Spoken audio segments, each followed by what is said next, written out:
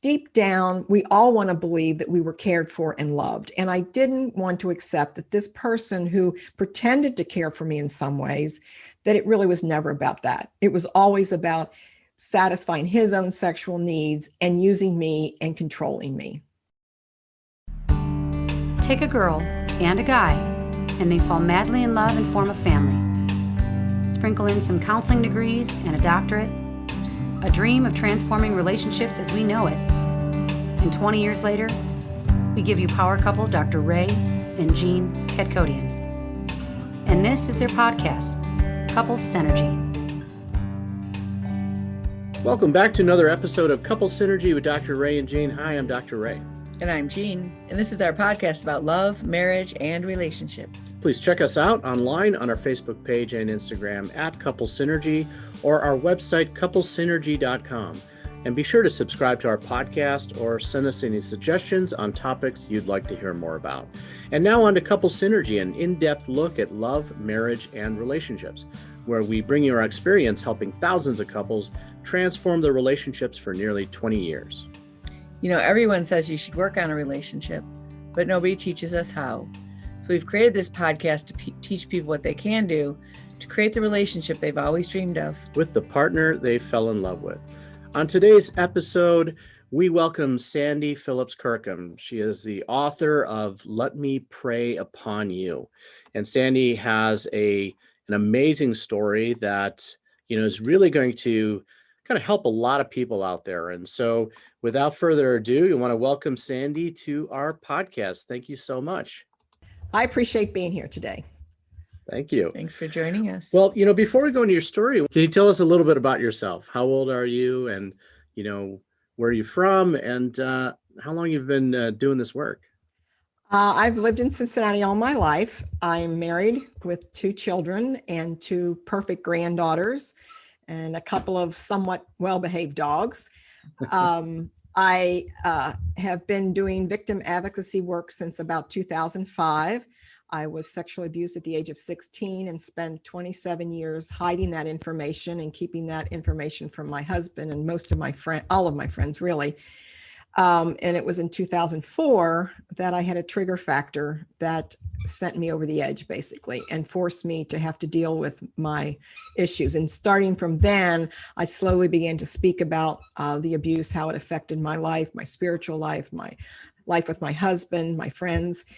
And it was, I don't know, maybe 5-10 years that I finally began to realize that I probably needed to tell my story because I was beginning to understand the impact it was having on others, and that it's a story of abuse, but it's also a story of hope and healing. And I wanted to make sure that victims out there understood that while abuse can certainly affect you for the rest of your life, it doesn't have to define your life. That is amazing work and definitely very much needed in our world today. I think it probably makes sense to start at your trigger moment and then work backwards, because that's probably what happened for you in your life. So your life's kind of going along. It's 2004. And what happens? So I really had a very wonderful life. I had a great husband and 2 kids. I was always harboring this secret. I spent 27 years literally worrying that someone would find out. So I had to, anytime I'd have a trigger factor in the past, I would just learn how to manage it. I would pretend I was okay when inside I was falling apart. Church was difficult for me. I would attend church, but I certainly sat there as a robot and would not let myself engage in any way. So I had practiced for 27 years how to manage these trigger factors. But this particular trigger factor occurred when I was traveling to a golf tournament that my daughter was playing in college. And I passed a sign to a town, which is where my abuser went to after he left our church. And it was a moment that all of a sudden I couldn't control. And I didn't understand why. I was sobbing. I had the chills. I was shaking. I felt he was in the car with me. I could feel him. I could sense him. It was so overwhelming that I finally pulled to the side of the road and sobbed. And I just knew that moment, this wasn't going to go back, that whatever coping skills I had used in the past to control trigger factors weren't going to work this time. And it was then that I decided I was going to have to tell someone. Would you say that and this might be some hindsight, that prior to this event, you probably weren't in a position in your life where you were ready to process it. And so it kind of came up at the moment it was supposed to. I totally agree with that. My kids had gone off to college. They weren't home any longer. I was in a place in my life that I thought I was more in control than I had been prior. I also think at that time, the Catholic Church issue was coming about. My abuse did not occur in the Catholic Church, which is somewhat unusual to some people, but it happens everywhere.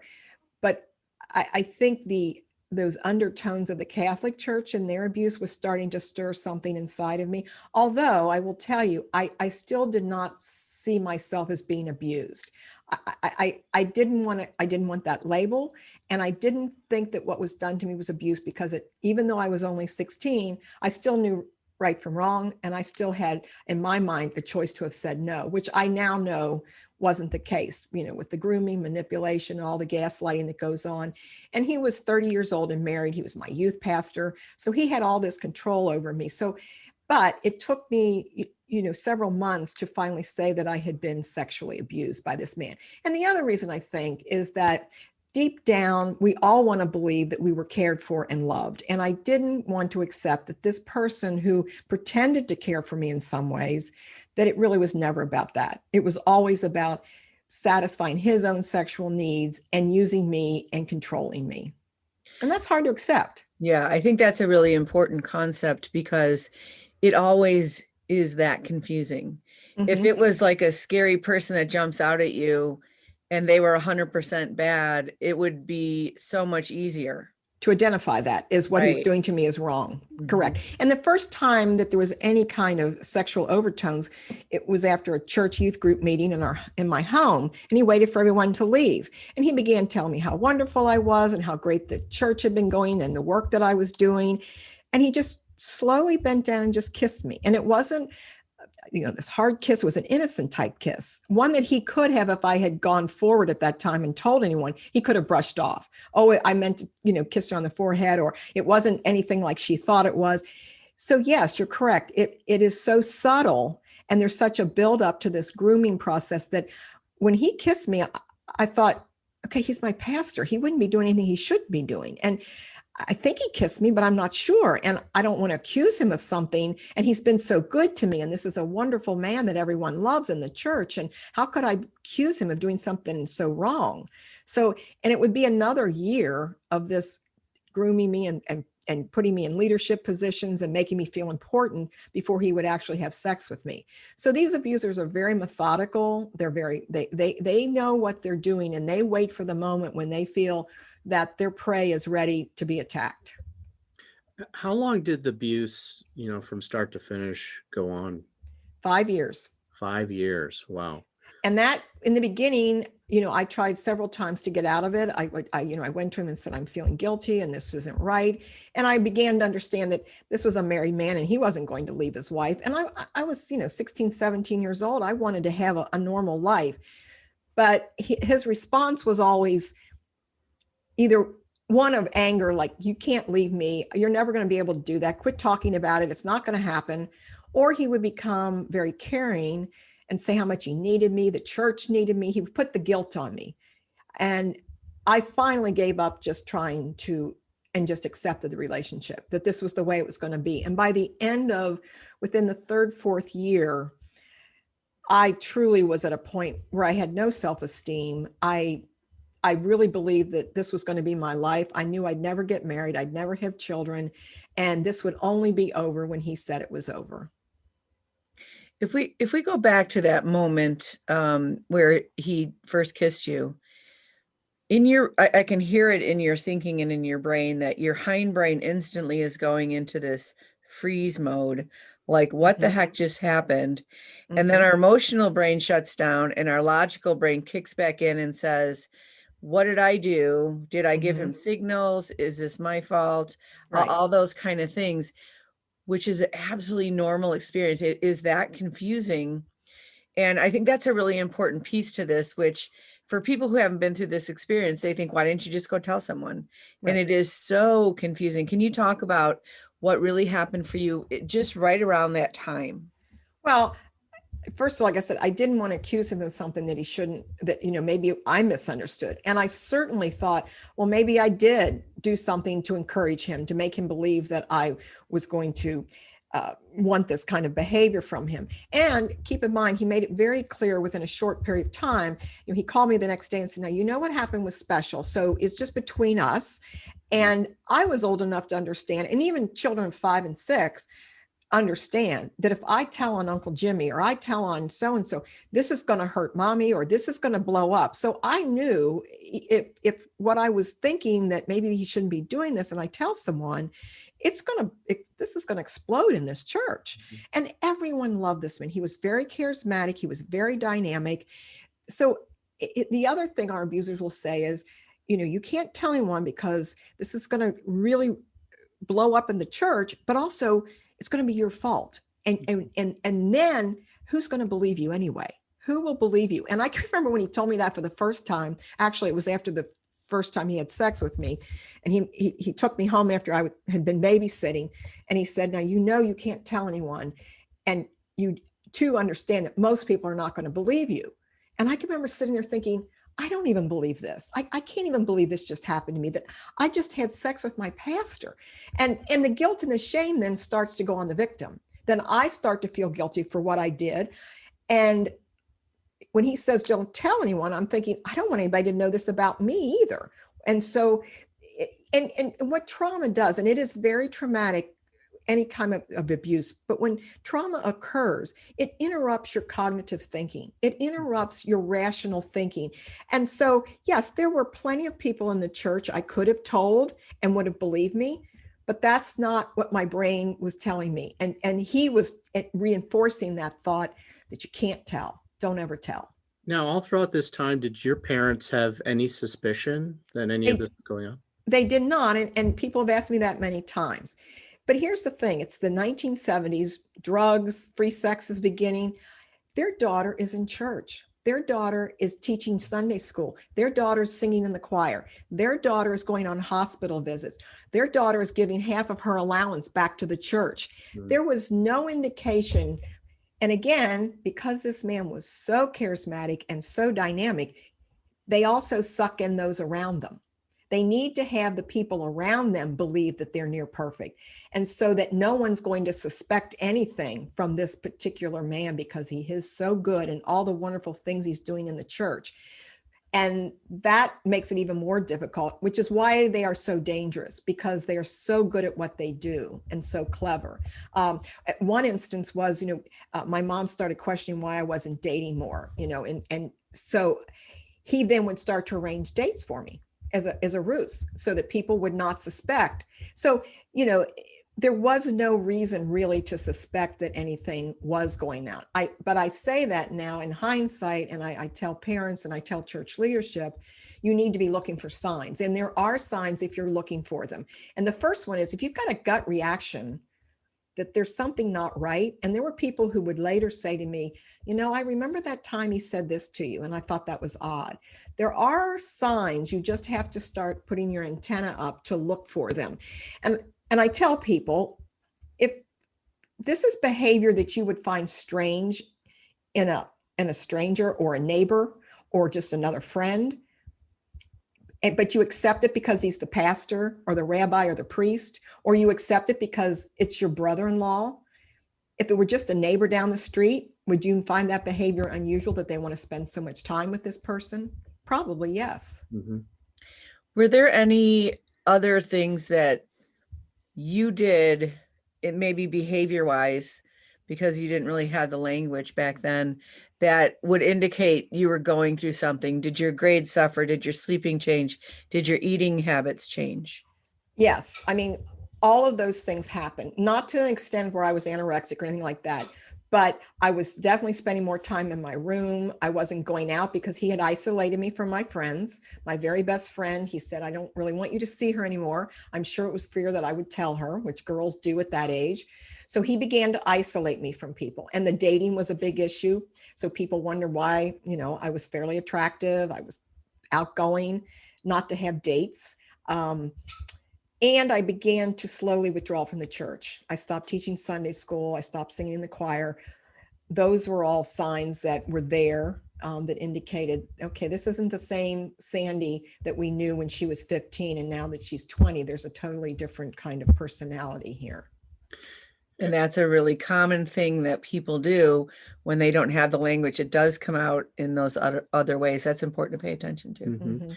How did this all come to light? So it went on for 5 years, and as most abusers, they start to get sloppy in their behavior and all of a sudden become cocky and think they're never going to get caught. And he became a little more daring in his behavior, and a couple of the people in the church became suspicious. So they followed him one night. They found us in a hotel room, and he was taken back to the church. I was left alone there. About 2-3 months after that night, I was called in by the elders and told that because of my behavior, I was to leave the church. And I was devastated. I was absolutely devastated. I loved that church. I loved everything about that church. And the people in that church were so good to me. He was forgiven. He was given a going away party, and he was sent to the next church, where once again, he committed sexual misconduct. I did confront him. 27 years later, I hired a private investigator and confronted him. I needed to do that for my own healing. I mean, I didn't know if he was still alive. I was afraid he would refuse to see me, to which my husband's reply was, oh, he'll see you all right. And you just tell him if he doesn't see you, then you're going to go see the secretary, the church custodian, or somebody's going to hear your story. And he did finally agree to meet with me with conditions, which I agreed to. So that was pivotal in my healing. I also contacted my former church and the elders there and asked that I have a meeting with them as well. And they agreed to meet with me. And I gave my abuser and I gave the church a list of things that they needed to read to me to say they were wrong in doing. And so I thank that church for doing that, because not many churches would be willing to do that, to admit their mistake and allow me, because part of it was not only that, but I wanted to tell the truth. I know that when they found us and when they can talk to him, he gave his version of what was going on. No one ever asked me a question. No one ever asked me, when did this start? He told them that it started when I was 20, it started when I was 16. No one asked me, is that the truth? So in part, I needed to tell the truth to that church. And there were several people who were still at that church at the time.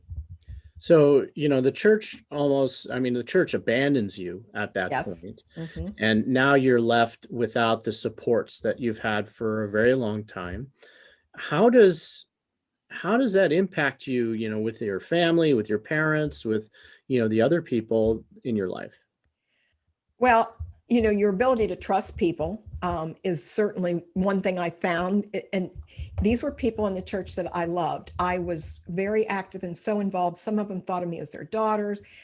It was just a place I found peace and joy. And that was all stripped away from me in a moment. In a single moment, these elders called me in, they sat me down, and they looked at me and they said, because of what you have done, we're telling you need to leave this church. And, from that moment on, I realized no one was safe, and so that was another reason keeping the secret, because I knew what happened when people found out what I had done. And my husband was very supportive once I told him, but for 27 years, I feared, what if he wonders why I didn't tell him, why I couldn't trust him, wonders if sexually he's going to treat me differently now that he knows this information. All of those fears that I had. And the problem when you keep a secret, it only builds. It builds, and it starts to build the fear even greater. And so holding on to that secret became paramount to me. So it affected my relationship with him, that I couldn't be honest with him. I couldn't say to him, you don't know how fortunate I feel to be in a relationship with you, who's someone who's caring, who doesn't hit me. My pastor hit me. It was such a controlling, horrible, horrible situation I was in, that to finally meet someone who could care for me and love me, I couldn't tell him how much that really did mean to me. Probably the most was my spiritual life was affected most. I took my kids to church because I wanted them to have that experience, but I couldn't embrace my faith the way I once did. I no longer prayed. I didn't open my Bible like I used to.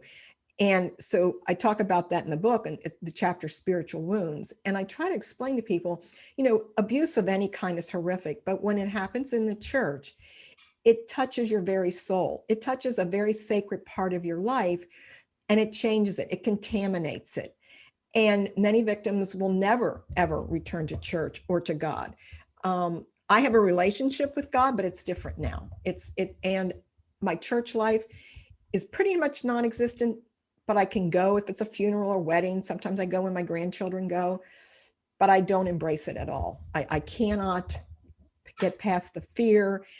And I don't believe that every pastor, priest, and rabbi, there are good men out there. Absolutely. And this isn't about pastor bashing, but that's the result of having been abused within the church. Right. Because that is supposed to be a place of sanctuary and a place Correct. where you are, it sort of automatically allows you to let your guard down and be more vulnerable. And then when that's used against you, it's a double wound. Exactly. And I tell people, if you have an issue or a problem, you can go to your church, you can go to your priest or your rabbi or your pastor. We as victims of clergy abuse can't do that. We don't have that same faith and trust. So we've lost that very support that at one time was so very important to us.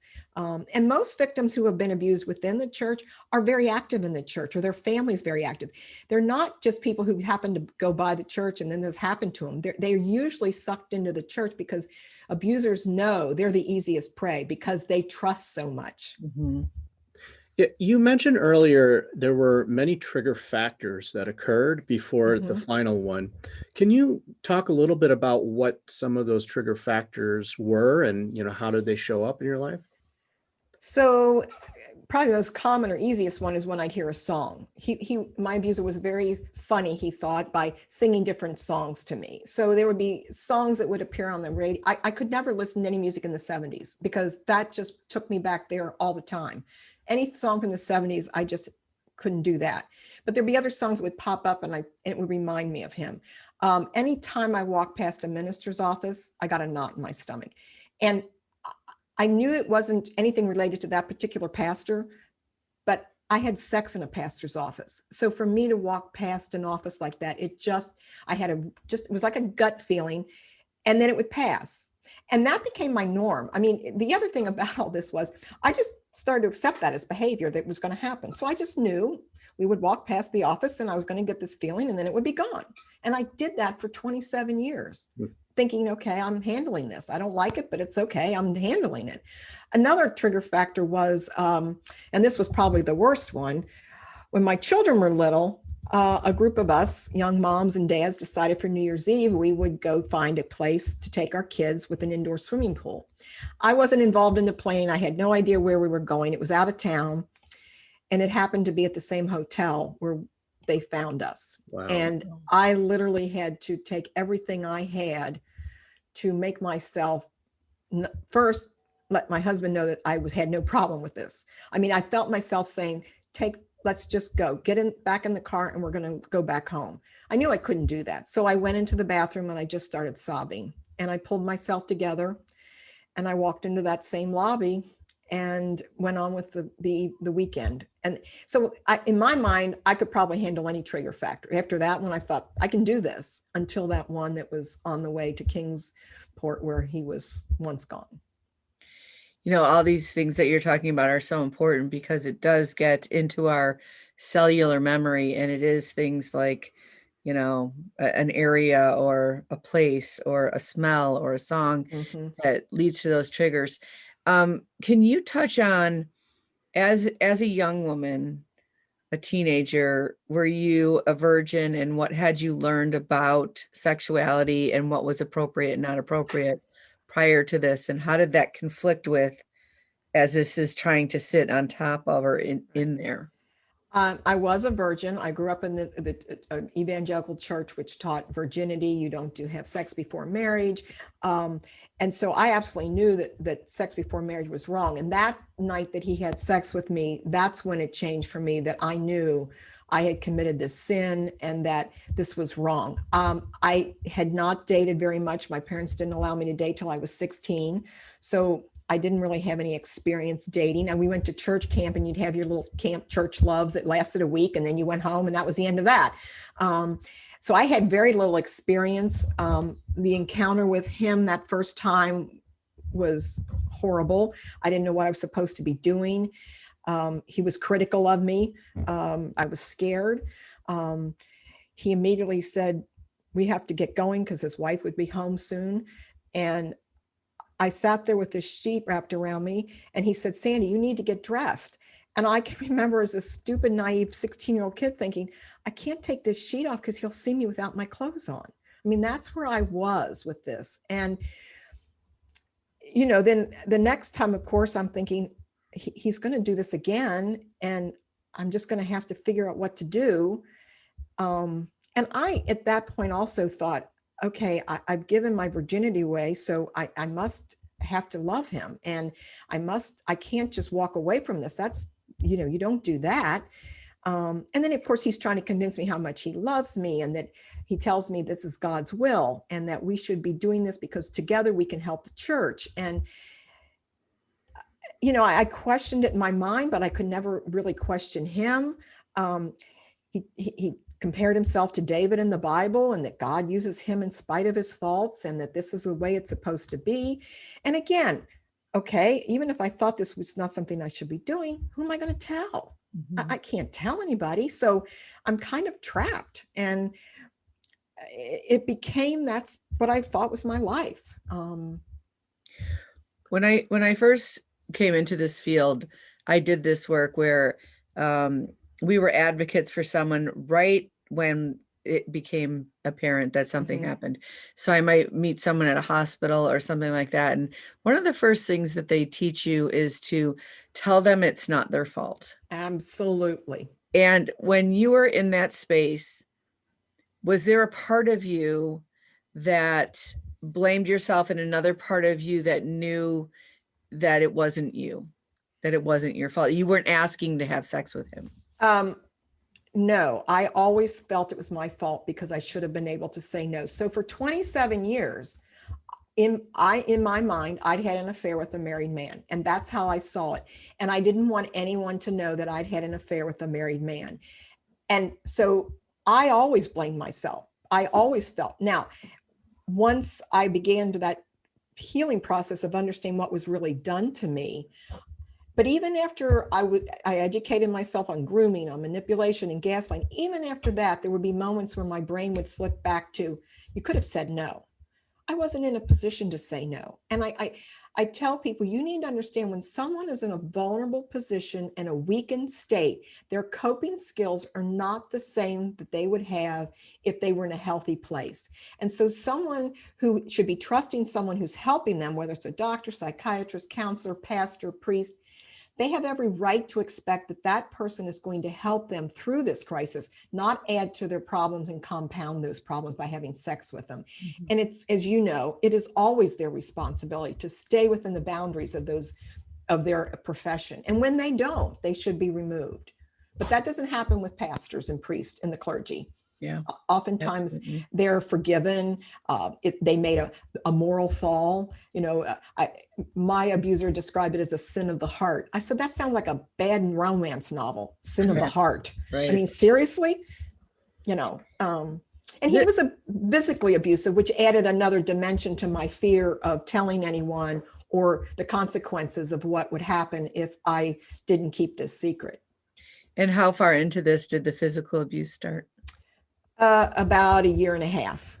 He slowly started to change from being this wonderful, kind person to me to being critical of the way I dressed. I weighed too much. He didn't like the way I wear my hair, and I would accommodate. And then it would just, he kept moving that criticism even farther to a point where I felt like, and that's the gaslighting, you're not good enough. And the other thing he would throw up at me is that, no one else is going to want you because you're no longer a virgin. Well, in the church that I grew up in, your virginity was, yes, you that's what you gave to your husband. And if you didn't have that gift, you really were worth less. Mm-hmm. And so for him to keep reminding me of that, that just reinforced the low self-esteem that I already had. And then I felt like, yes, he's going to be the only one who can love me.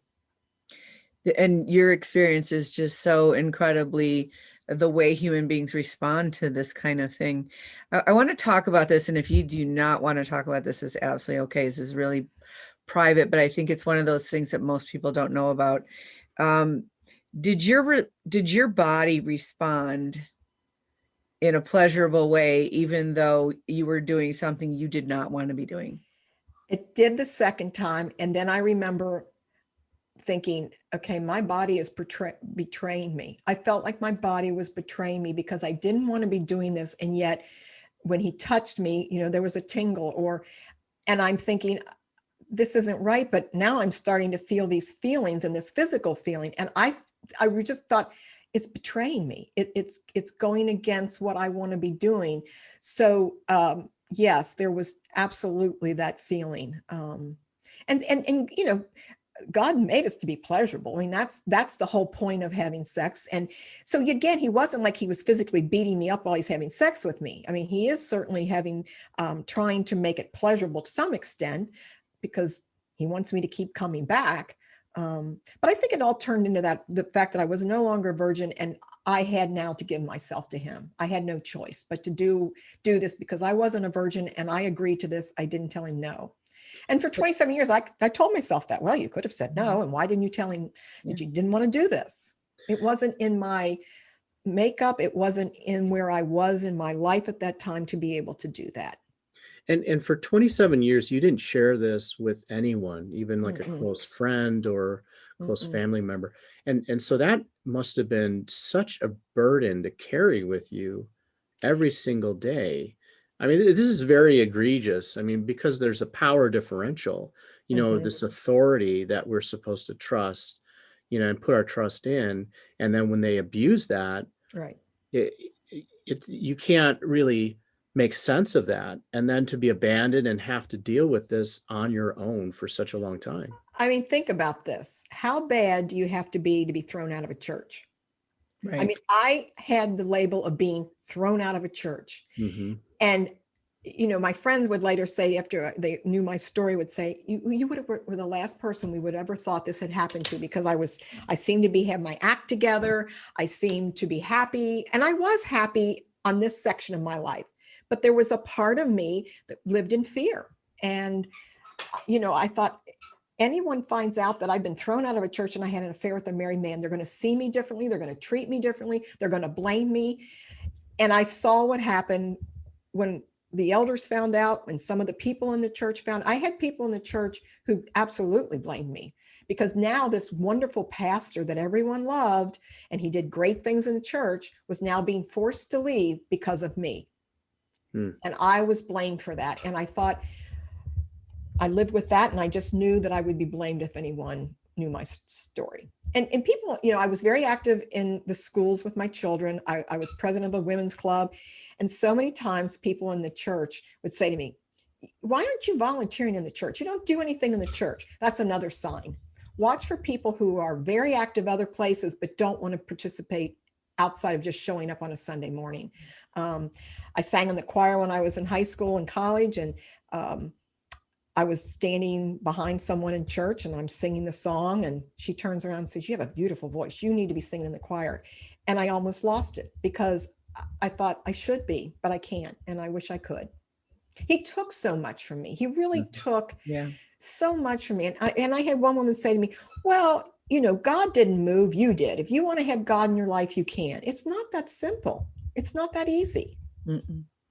And, that's something I think is really important for people to hear, is that the logical brain that hasn't gone through this emotional trauma thinks very differently about how you should have responded. And we also go through a developmental process. And so at the age of 16, it's a little different. There's a reason at 16 you can't vote. Right. You really can't even right. consent sexually. There's statutory rape, because our brains aren't developed enough to even think appropriately like that. And so it sounds so illogical, but it's absolutely a normal process. And, even 27 years, and people go, why didn't this come up sooner? I'm telling you, that's absolutely normal. If you're out there and you're hearing this, you should trust your truth. Your truth is correct. The average age for abuse victims to come forward is 52. I was 49 when I came forward, but the average age is 52. And not only is the age the factor, but you add that vulnerability onto it. I was insecure. My parents were divorced. So I was, I had that issue that I was dealing with. My dad wasn't in my life. And so you add on to that your immaturity. And here comes this man who looks like a knight in shining armor, who's, he would say to me so many times, come into my office and let's talk about, how you feel about your dad not being around. And that to me was wonderful. I mean, this was someone who appeared to understand me, who cared about how I felt. And so we had these conversations and nothing was amiss. And so that was that grooming and pulling me in enough that I would trust him so much that when he did finally decide to kiss me, I wasn't going to question him. I was just wondering, with that statistic that you brought up, age 52 being the average, I don't know if you know the answer to this question, but I was wondering how much does menopause being a factor, in that being the average age?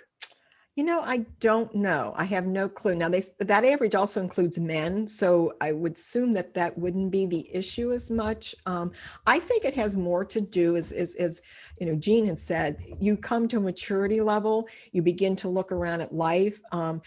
For me, it was, okay, I remember getting to the 10-year mark with my husband, our anniversary, thinking, if he really did find out now, I think he would be okay. So there's also that you build a trust with the people around you that you finally decide, I think this person would be okay if I told them my secret. Where at 25, 26, you're still developing those relationships and you don't want to trust anyone. So I think it has more to do with maturity and the fact that you start to develop maybe a relationship and trust with people that you think. But I will tell you, the first time I told my best friend, I still sat there for 20 minutes and sobbed before I could get the words out. I was sexually abused by my pastor and still had a fear of how she's going to respond. And telling my husband was gut wrenching. I mean, I talk about that in the book and how I just couldn't tell him. I couldn't get the words out. And I knew he would be okay, but taking that chance and those words, I remember I could hear his words say to me, don't ever tell, and no one's going to believe you. They were looping around in my mind as I'm sitting there sobbing, trying to tell my husband. The first thing I could get out was, I'm okay, the kids are okay. And then I continued to cry. But telling him was very difficult, very difficult. What did he say to you when you told him? The first thing he did was, I said to him, I said I was sexually abused by my youth pastor. And he just gripped my hand a little tighter. And then I said, I was their babysitter. And his face just dropped. It was like the light bulb of, okay, this was a horrible thing. She must have been a teenage, I'm going to cry if I tell you, but he was so supportive. And I could see the pain that was in my heart was now reflected back in his face. And to me, that was saying, I get your pain. And then, he said to me, I'm behind you 100%. And I said to him at that time, I said, I want to confront him. And he said to me, Sandy, you can do that if you want to, but have low expectations, because this man is not going to be sorry. He's going to say he's sorry, but he's not going to be sorry. Where's he been for 27 years to try and make this right? And I understood what he was saying, and I appreciated it, because it said to me he cared more about me than actually what the consequences were going to be if I confronted this man. And then, my friends were surprised, but then he said to me, you can tell me as much as you want or as little as you want, and when you want to talk. And if you don't want to talk about it, so we left and went to dinner, and we never talked about it. I mean, it was like, okay, when she's ready to talk, she'll talk.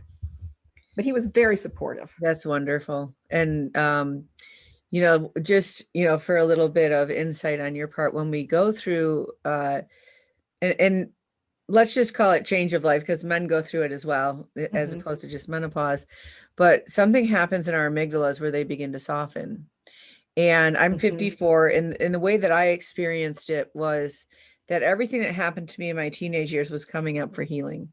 The stuff I couldn't even begin to process back then. You go through such a pattern in life where, when you're a teenager, you don't know anything. Well, and you think you do. right. And then you're dealing with trying to figure your life out and paying bills and buying homes and getting married and raising kids.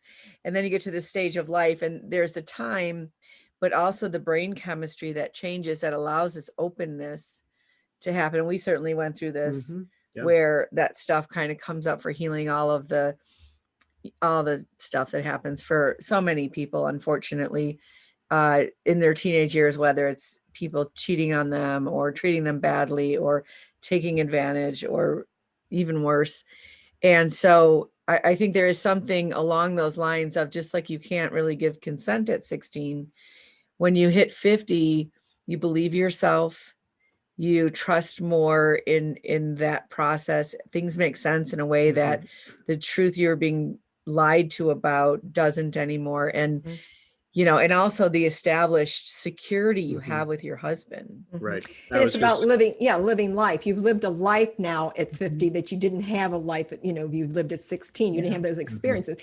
And I think my husband certainly would have been supportive if I had told him right away, but I don't know that he would have had the compassion and the understanding that he had at his age as well. I think his maturity added to his being able to make sure I was okay and not how that affected him.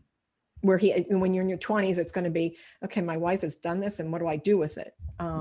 It might've been a little bit different. So the timing was probably perfect for both of us to, not only for me to tell him, but to hear it as well. Can you talk about why you wanted to confront your abuser and what that experience was like for you? And did it help you have closure, or did it re-traumatize you, or was it both? I think part of it was the anger that I felt, that I wanted him to know, I get it now. I know now what you did to me. This wasn't about love, and this wasn't God's will, and it wasn't God saying we were married in his eyes. There was a part of me, just more of an anger thing, to say, I wanted to look at him and say, I get it now, and you had no right to do what you did to me. The second thing was, I think I needed to face him I wanted an acknowledgement from him of an understanding of what he did to me, which was I totally should not have had that expectation, because they don't understand. His concept and what he thought he had done to me was that he had taken away my teenage years and that I didn't have a normal teenage life. Well, that's true, but I could have lived with that. I could have gone on because my senior prom wasn't what it should have been, and that I didn't get to go on Friday night dates. I could have lived with that. So he never could articulate exactly what he did to me. I had given him a list of about 20 things that I said to him, you need to read this list to me, because this is because the first thing he said was, now, not for my sake, but for yours, you need to forgive me, which is so inappropriate, so inappropriate. And I looked at him and I said, you're right. I do need to know how to learn to forgive you, but I can't forgive you if you don't understand what you did to me. And so I handed him this list of 20 things that, you took away my virginity. You contaminated my spiritual life. You hit me. You were wrong when you did these things. And I want you to read this list to me. And so while his answer was, well, I don't remember doing all this. He may not remember, but the fact that I was able to say to him, yeah, this is what you did, was healing for me. I was disappointed in the meeting because he then turned it around. He started talking about how he'd had all these terrible things in his life. His father was an alcoholic. This is why he did what he did. He's been in counseling off and on through the years. Get this, he was identified as a sexual addict. So everything started to turn about him, and he became the victim almost. So I was disappointed, but I'm glad I did it. I caution all victims. It's not something everyone should or can do. I did have the advantage that a lot of victims don't have, in that he couldn't deny it because it was known within the church. So it wasn't like he could say, I don't know where this woman came from, but it didn't happen. He had to acknowledge the fact that it did happen. He lied about how long it had been going on. But that's, I didn't expect that he would come to the truth with that either. And Bill made the point, my husband made the point, Sandy, this is a man who's lied all of his life. He's going to say and do what he needs to do so that you don't pursue this any farther, and you don't demand that he's out of the ministry, or you file a lawsuit or anything like that. He's going to look for ways that he can save his skin. So if he needs to say he's sorry, that's what he'll say. Because I was worried he wouldn't read the list. Bill said, oh, he's going to read the list. Another bit of resource that might be interesting is a book called The New Feminine Brain. Oh, that's And- interesting. And in there, she talks about the masculine brain, that the corpus callosum, which connects both hemispheres of the brain. Women have a fluid one where we can be in both brains at the same time, but men do not. Oh, In the left brain, which governs logic and reason, but also love and happiness and joy, is only in the left brain. And so she talks in there about some men have a tourniquet on their corpus callosum, so they never go into the right brain, which says what you're doing is wrong and causing pain to another person. So it really is something he, in his brain, could experience, that Right. what he did was not those Not things. bad. It didn't hurt Right. you. Yeah. It leads to an ability to compartmentalize everything and really Yes. kind of keep things, tightened up and defined in the way they want it to. And that way they he can believes the function. lie. And they Mhm. can function that way, because if you are a person who has compassion, or that you have a sense of right and wrong, you can't continue that kind of life Correct. and function. And so, yes, that was, I could very easily see that as being a part of how he thought. And so it was a good meeting in the sense that I was glad that I got to do it. But I don't think in fact, I know he wasn't sorry, because about a year after that, he had discovered that I was continuing to talk about my abuse and what would happen in the church. He called me and started berating me, telling me, well, you said you forgive me, and if you've forgiven me, you wouldn't be talking about this. Well, I tell people, forgiveness is not silence. That's not what forgiveness means. So, but he was extremely angry. I got off the phone. I was shaking. Bill called his supervisor and said, that man is never, ever to contact my wife again. That, you don't do that if you're understanding of what your victim has gone through. You just don't do Right. that. And then my other fear of confronting him was, I was so afraid I would walk into that room and be 16 all over again. Mm. And that I would fall for his sorriness. And I could hear him saying, I didn't mean to hurt you. And I thought, am I going to sit there and be 16 and believe everything he tells me again? Which I didn't, but that was another fear I had. How did kind of telling your husband and really coming out with this secret, how did that change you? It freed me. It certainly freed me. And I also found that the truth isn't that scary. The truth is really not as scary as you think it might be. Now, it wasn't easy. And I tell victims, you need to tell someone. And I understand how difficult that is. I said for 27 years, I didn't tell anyone. And certainly if someone had asked me, I would have denied it. There's no way I was going to let this secret come out. So, but telling it was so freeing, and it allowed me to be who I wanted to be and needed to be. For 27 years, I let this man occupy a space in my brain that said to me, okay, I'm still here and I'm a part of your life and I'm defining how you're functioning. Once I let go of that secret, he wasn't there anymore. And I could do and be who I was meant to be, not the way he had created me. Do you know if is he still married to his wife, and does she know? And No, she divorced him when he moved to the next church after our church. He had sexual relations with a 20-year-old who got pregnant. She did leave him at that time. And that was the other thing I did. Now, I knew her in the church because she was the pastor's wife and I sang in the choir with her. And so I also made the decision to have my investigator find her. And not that I was responsible for her pain, but I wanted her to know that I felt bad for her, that I was a part of anything that caused her pain. And so I just thought, I'm going to call her and just tell her. And she couldn't have been more gracious. She couldn't have been any kinder. She was very understanding. We talked for almost an hour, then discovered that she lived very close to my daughter, who was in Charlotte at the time. So I've made several trips to see her. I sent her the book. We have a good relationship. I have a good relationship with her. And I know that my husband now, I will tell you, thinks that's a little odd. He doesn't quite get that, but men, again, I'm not sure they always understand those things. So she too was abused by him in a sense. right. Mhm. And people always wonder why she didn't leave any sooner. Well, again, she was trapped in this relationship. And like she said, I'm the pastor's wife. Who am I going to tell? I can't, there's no one I can go to. Right. And, she, of course, is going to believe you because she was living it as well. And so Mhm. when you're speaking truth, she hears that truth. Yes. And she said to me through the years, I've never had anyone say how sorry they were for me. It was always, they felt bad for him because he lost his ministry or he Yeah. had to move to another church. And, he made a mistake and we need to forgive him. And there was never any compassion for her.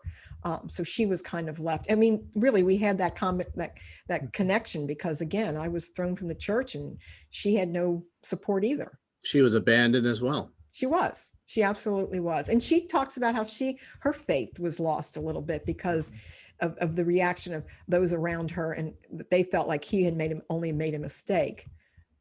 Now, the other thing about this too, is I should probably mention, right after he was hired at our church, there was another woman that came forward, a young teenager, and accused him of sexual inappropriate behavior.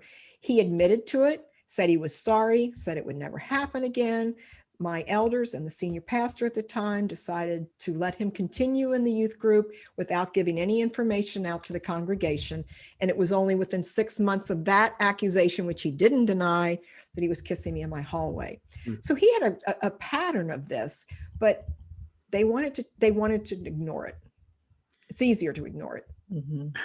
How did your kids react when this came out? My daughter was very emotional. She sobbed. She wondered, if I was okay. She did ask me if my sisters knew. And I think she asked me that to know if I had any support. Because they were both like in college at the time. And I said, yes, they know. And I said, now, if you have any questions you don't feel comfortable asking me, you can ask your dad. And he said, I'd rather not. Have him ask your sisters. He was like, I can only do so much here. There's only much I can do. My son, on the other hand, was very stoic. He held it in. He sat there the entire time, kicking his foot and looking downward. I then kind of jokingly, to try to break the ice, said to him, well, Bob, I've been speaking out about this. I've been trying to help other victims. So I said, who knows? I may be on the Oprah show. And he just said, go for it, Mom. So that was his support. And I know my daughter's read the book. I'm not sure he has read the book. And that's okay. That's okay too. I just lost my question. Hold on a second, because it's going to be good. Okay. Your sisters, did they know while it was happening? They did not. I'm the oldest of the five, so they were younger. My sister, who's 8 years younger than I am, was probably like junior high age. She said to me, I knew there was something going on because the way mother and, they were acting, but I didn't know what. When I told her, she said, oh my gosh, he baptized me. Do you think I should be rebaptized? I mean, that's the kind of visceral, yucky feeling that you get when you think about what this man did and what he was doing, and then pretending to be preaching on Sunday mornings after having sex with me on Saturday night. I mean, it's all very creepy and disgusting, and yet he's still a pastor. So, and he brought you to his home. Yes. Yeah. It's. Mm-hmm. Sandy, can you talk about some of the work that you're doing as an advocate?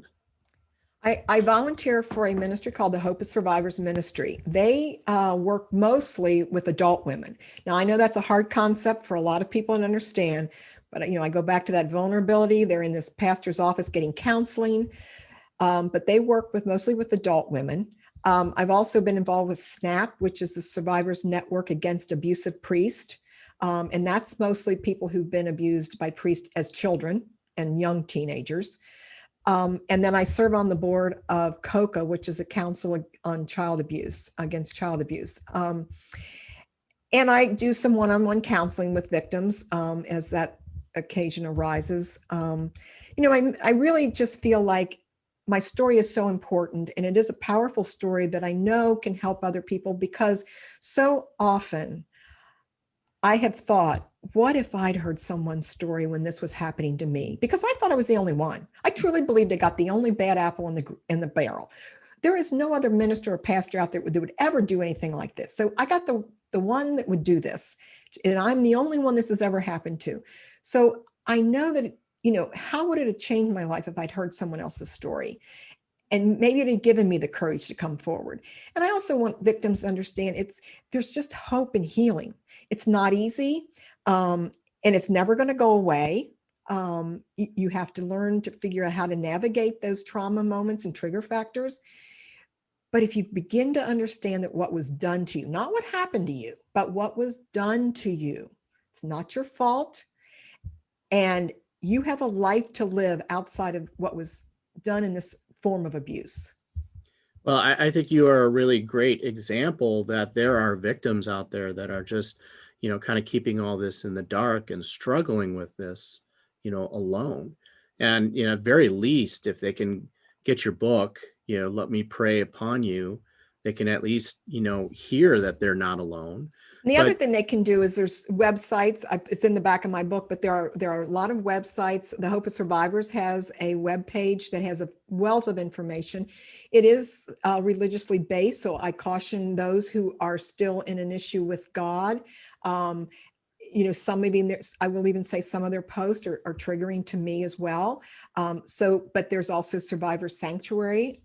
There's several out there, and if you Google clergy sexual abuse, you may find the right support group in the internet, and that's a good start because it gives you that anonymity and you don't have to worry about telling everything. You can listen to other survivors. So that's a good start. I've told, for victims is to look for a place where you can learn things about sexual abuse and clergy abuse. And if someone wanted to get in contact with you directly, how would they do that? I have a website. It's my name. So it's www.sandy, S-A-N-D-Y, Phillips, Phillips, Kirkham, KIRKHAM.com. I also have a Facebook page, but my website, I have a website there that people can ask me questions. The book is available there. It's available on Amazon. And I do encourage people to read the book because I now know it's been out for about a year. People have responded to me so positively and told me how much it's helped them. I suggest that church leadership read it, because if you don't understand the dynamics of clergy abuse, you're not going to respond the way you should. And it's not just this moral fall, it's a professional violation that needs to be addressed as well. Mm-hmm. And, for just to wrap up, if you could say something to your 16-year-old self or a 16-year-old girl or someone that's in the beginnings of this and in that place of confusion, doubt, and pain, what would you like to say to her? You have the strength and the courage to tell someone, and whatever happens, it's not your fault. It's his behavior that causes the pain and his problem, and that you are not responsible for him. He's responsible for his own actions, and that there are people around you that will love you and trust you, and you need to tell someone. I mean, that was I just couldn't feel like I could tell anyone. And if I could go back, I would say, yes, you can tell someone. Sandy, first off, just want to say I'm so sorry this happened to you. Thank you. Second off, I wanted to say that, the work that you're doing is impacting so many people out there. And just really, I want to say thank you so much for that. Well, I do appreciate that. And that's my hope, that my story does create a help to someone else who's been through this or going through it, or if you know someone who's been abused, how I've told people, you need to understand how to respond to a victim too. And we don't have time to go through all that, but I talk about that in my book too. What do you say and what do you not say to a victim of clergy abuse? Mm-hmm. That's a really good point as well. Right. And, unfortunately, I wish it was a unique story. Mm-hmm. And, even if it's beyond something that happens with clergy, it's much more rampant in our culture. Some form of, I believe most human beings go through some form of boundary violation as children at some point in our lives. And yeah, everything we keep a secret is what always is going to be the thing that stops the healing process. And, it's really courageous of you to speak out, especially confronting your abuser. That is, and it worked out fairly well. I mean, we've seen other people do that where it doesn't always, but I think you were doing that for you, no matter what came back at you. And that takes a tremendous amount of courage. Human beings have been sharing their stories since the beginning of time to bond and heal and grow. And we hope that by you sharing your story, it's enriched your life and the lives of our listeners. Thank you. We want to wholeheartedly thank you, all of our listeners, for joining us today on Couple Synergy. Our passion is in helping couples and people have happy and healthy relationships. And this podcast gives us a fun way of bringing our knowledge and expertise to you, our listeners. And if you know someone who could benefit from this episode, this is such an important topic. Make sure they're getting this information. Reach out. I'm sure Sandy would be happy to talk to anyone who's willing to start this healing process. For all of you listening, please subscribe to our podcast and please leave us a review. If you have any questions, comments, or topic suggestions, please email us at contact@couplesynergy.com. For more information about Couples Synergy and our programs such as the Couples Weekend Intensive, our premier program called Couple to Couple, and our online community called Connections, look us up online at couplesynergy.com. Until next time, synergize your life and synergize your love. You have been listening to Couple Synergy with Dr. Ray and Jean Ketkodian. Couple Synergy was recorded, edited, and produced by Dr. Ray and Jean Ketkodian. Voiceover and music entitled Breathe and Let Go was recorded and composed by Gina Gonzalez.